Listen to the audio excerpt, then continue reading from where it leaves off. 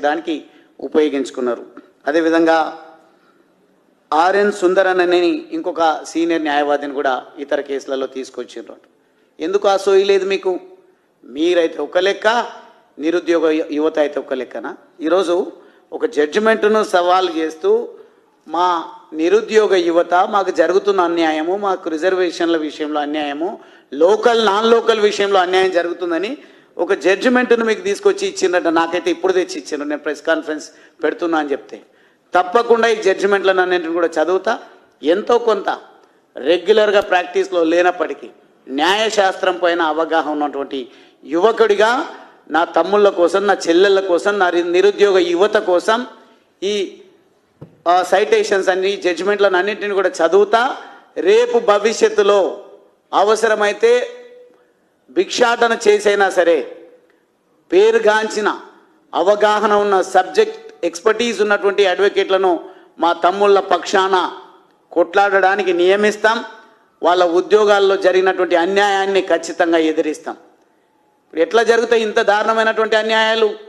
Non లోకల్కు రిజర్వేషన్లు కల్పించడం ఏంది? 18 మందికి వాళ్ళ లిస్టులో ఎట్లా వచ్చిండ్రు, వాళ్ళకి ఎట్లా ఉద్యోగాలు వచ్చినాయంటే వాళ్ళ గురించి సమాధానం చెప్పరు. 2 హాల్ టికెట్ల పరిస్థితి ఏంటంటే దాని గురించి సమాధానం చెప్పరు. మీకు దమ్ము లేకుంటే యూపీఎస్సీకి ఇవ్వండి అని చెప్పేసి ప్రభుత్వం పైన యువత మాట్లాడుతూ ఉంటే, పార్టీలు మాట్లాడుతూ ఉంటే, ప్రధాన ప్రతిపక్ష పార్టీగా ఉన్నటువంటి బాధ్యత కలిగినటువంటి 10 సంవత్సరాలు మంత్రిగా ఒరగబెట్టినటువంటి కేటీఆర్ గారు ఎందుకు నిరుద్యోగ యువతకు జరిగినటువంటి అన్యాయం గురించి మాట్లాడడం లేదు? ఈ జనగర్జనలు నిర్వహించిన దాంతోన మీరు అధికారంలోకి వస్తారంటున్నారా అనుకుంటున్నారా? ఇది కళ మాత్రమే.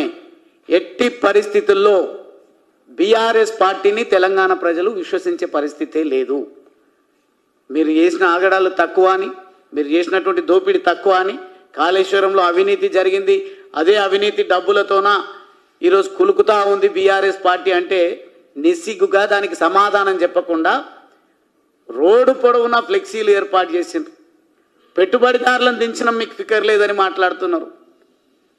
నిజంగా ప్రజలకు నాయకత్వం వహించాల్సినటువంటి వారికి ఉండాల్సిన అర్హత ఏంది అని అంటే ప్రజల పక్షం వహించి నిలబడి కొట్లాడి ఆపత్కాలంలో వాళ్ళ వెంట ఉండాల్సినటువంటి బాధ్యత నాయకుడి లక్షణం.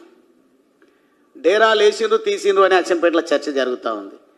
పెద్ద పెద్ద హోర్డింగ్స్ పెట్టిండ్రు, పెద్ద పెద్ద ఫ్లెక్సీలు ఏర్పాటు చేసిండ్రు, పెద్ద పెద్ద డయాస్లు ఏర్పాటు చేసిండ్రు, భారీ బహిరంగ సభను తలపించే విధంగా మీరు ఏర్పాట్లు చేసిండ్రు.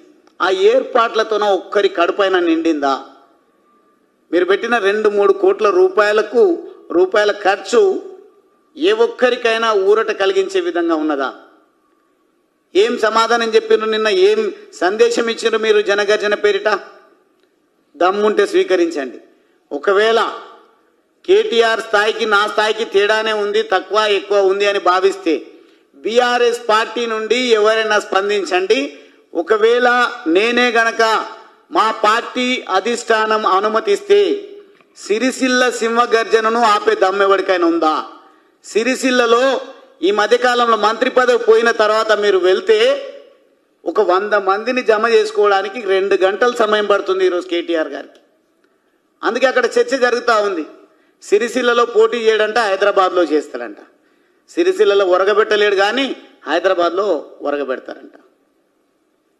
పెద్దవాళ్ళపైన ఇష్టారీతిలో మాట్లాడడం, మా అటువంటి మీకు సమ ఉజ్జీవులమైన మమ్మల్ని చిన్నపిల్లలు వాళ్ళ గురించి ఏం మాట్లాడతాము అని చెప్పేసి దమ్ములేని మాటలు ఇవన్నీ కూడా.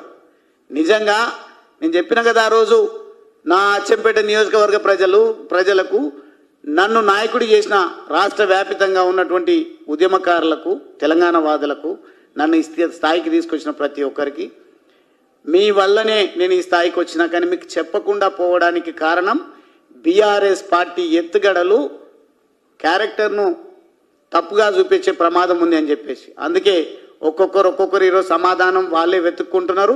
తండోపతండాలుగా బీజేపీ పార్టీకి దారి మళ్లించింది. ఎక్కడికక్కడ బీజేపీ పార్టీని ఆశీర్వదిస్తూ ఉన్నారు. ఈరోజు ఇవే కాదు, ఆయన వెంబడి నడుస్తున్నటువంటి పెట్టుబడిదారులు, పెత్తందారులు వారి నియోజకవర్గాల్లోనే కాదు, హైదరాబాదులో కూడా కన్వర్షన్ పేరిట భూములను ఏ రకంగా వేల కోట్లకు పడగలెత్తుకున్న విధంగా మలుచుకున్నారో అందరికి తెలుసు. అందుకే పెడుతున్నారు పెట్టుబడి అని ఈరోజు ఒక చర్చ జరుగుతూ ఉంది అచ్చంపేటలో.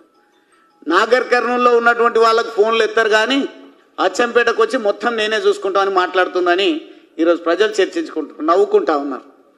నాగర్ కర్నూలుకు మీరు రండి అన్నా అని నన్ను యువత పిలుస్తూ ఉన్నారు. మీరు తిరగండి ఈయన సంగతి బండారం బయట పెడదామని ఆయన గురించి మాట్లాడుతున్నారు. నా లక్ష్యం ఒక ఎమ్మెల్యే గురించో మాజీ ఎమ్మెల్యే గురించో కాదు. నా ఆశయం, నా లక్ష్యం ప్రజా వ్యతిరేక విధానాలు అవలంబిస్తున్నటువంటి ప్రజలకు అవసరం లేనటువంటి పార్టీలను భూస్థాపితం చేయడం.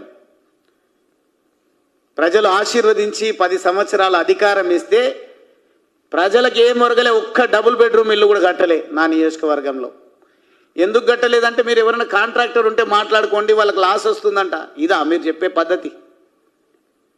అక్కడ అవుతున్నాయి ఇండ్లు మా దగ్గర అవ్వట్లేదు అని అంటే కొంచెం డబుల్ బెడ్రూమ్ ఇళ్లలో వర్కౌట్ అవ్వట్లేదంట, గిట్టుబాటు లేదంట, వాళ్ళకు ఎవరైనా ఉంటే వెతుక్కోండి. ఈ దారా మాకు చూపించాల్సింది అధిష్టానంగా. మీరు ఒక్కొక్క మంత్రి మీ వాళ్ళకేమో 100,000 ఇండ్లు కట్టిస్తారు మీ నియోజకవర్గాలు. అందుకే పొయ్యి రాళ్లలాగా ఉన్నాయి దుబాక, గజ్వెల్, సిద్దిపేట, సిరిసిల్లను కూడా కలుపుకుంటే అక్కడక్కడనే ఉన్నటువంటి నియోజకవర్గాల అభివృద్ధి వ్యత్యాసాలను చూసిన తర్వాత దుబ్బాకలో ఏం తీర్పు ఇచ్చిండ్రో ప్రజలు చూసిండ్రు. ఆ తీర్పుతోన కళ్ళు తెరవాల్సి ఉండే. అదేవిధంగా హుజురాబాదులో మొత్తం ఓ పక్క అసెంబ్లీ నడుస్తుంది. నా జీవితంలో ఫస్ట్ టైం అసెంబ్లీ సమావేశాలకు డుమ్మా కొట్టడం. మమ్మల్ని హుజురాబాదులో బీఆర్ఎస్ని గెలిపించండి అని పంపించింది. అక్కడ ప్రజలు ఏం తీర్పిచ్చిండ్రో చూసినాం మనం. ఇప్పుడు నేను పార్టీని మారినో లేదో ఉమ్మడి మహబూబ్ నగర్ జిల్లాలో ఉన్నటువంటి బీఆర్ఎస్ పార్టీ నాయకులందరూ కూడా అక్కడ పనిచేయడము. ఈ 15-20 వేల మంది సభ పెట్టడానికి 50 రోజుల సమయం పట్టింది. నేను చెప్తున్నా, ఈరోజు కాషాయ జెండాకు ఉన్నటువంటి ఆదరణ, మోడీ గారి నాయకత్వం పైన ఉన్నటువంటి విశ్వాసాన్ని బట్టి, అదేవిధంగా మా పార్టీ అధ్యక్షులు రామచంద్రరావు గారు కానీ మా సెంట్రల్ మినిస్టర్స్కి ఉన్నటువంటి ప్రజల్లో ఉన్న ఆదరణను బట్టి వారితో చర్చించకుండానే నేను మాట్లాడుతూ ఉన్నా. తప్పకుండా వారు అనుమతిస్తే మాత్రం మీరే కుట్రతోనైతే ఎస్సీ ఎస్టీ అణగారిన వర్గాలను ఎదగకుండా చూస్తే ఏం మాట మాట్లాడతాడు? బుద్ధి ఉండాలి కేటీఆర్కు. నియమిస్తాం ఎవరినైనా ఇన్ఛార్జ్ను, ఎవరు కేసీఆర్ బొట్టు పెడితే వాళ్ళు ఎమ్మెల్యే అవుతారు. వాళ్ళని చూసి కాదు ఓటు వేయాల్సింది, కేసీఆర్ గారిని చూసి ఓటు వేయాలంటే. అంటే మేము అంత పనికిరాని వాళ్ళ కింద కనిపిస్తున్నామా? ఇంత చదువుకొని, ఇంత సంస్కారం ఉండి, ఇంత ప్రజా సమస్యల పట్ల అవగాహన ఉండి మేము ప్రజా జీవితంలో కొనసాగుతూ ఉంటే, నేను కావచ్చు అది రిజర్వ్డ్ కాన్స్టిట్యున్సీ కాబట్టి రేపు ఎవరినైనా మీరు ఇంకొకరిని కూడా తీసుకొచ్చి పెట్టవచ్చు.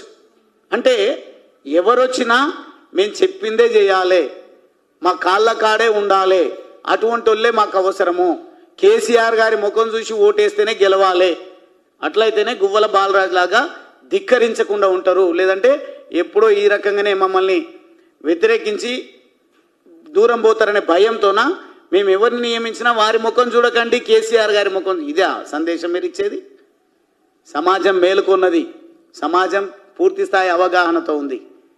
మీరేదో డమ్మీ క్యాండిడేట్లను అక్కడ తెచ్చి పెడతాం, లేదంటే ఒక ఆయన మాట్లాడతాడు మళ్ళా వద్దు అని చెప్పినా కూడా మాట్లాడుతున్నాడు.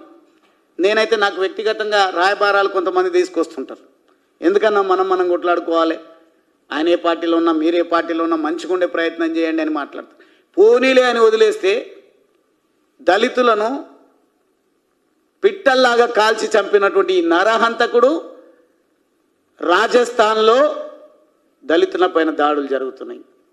ఉత్తరప్రదేశ్లో దళితులను కాల్చి చంపుతున్నారు, మధ్యప్రదేశ్లో కాల్చి చంపుతున్నారు. మళ్ళీ కాల్చి చంపుతుంటే ప్రజల అమాయకుల ఎందుకు మళ్ళా బీజేపీ పార్టీని ఆదరిస్తున్నారు? ఎందుకు మళ్ళా బీజేపీ పార్టీ అధికారంలోకి వస్తుంది? అక్కడ మీరు చంపింది అసలు చెప్పాలంటే ఈరోజు ఈ ఎండకు ఆ గొడుగు పట్టేటువంటి నైజం మీకుంది కాబట్టి మీరు కనీసం కాగజ్ నగర్లో ఏం జరుగుతుందో మీకు సోయి లేదు. మిమ్మల్ని ఎక్కడ నియమిస్తారు, ఎక్కడ ఏం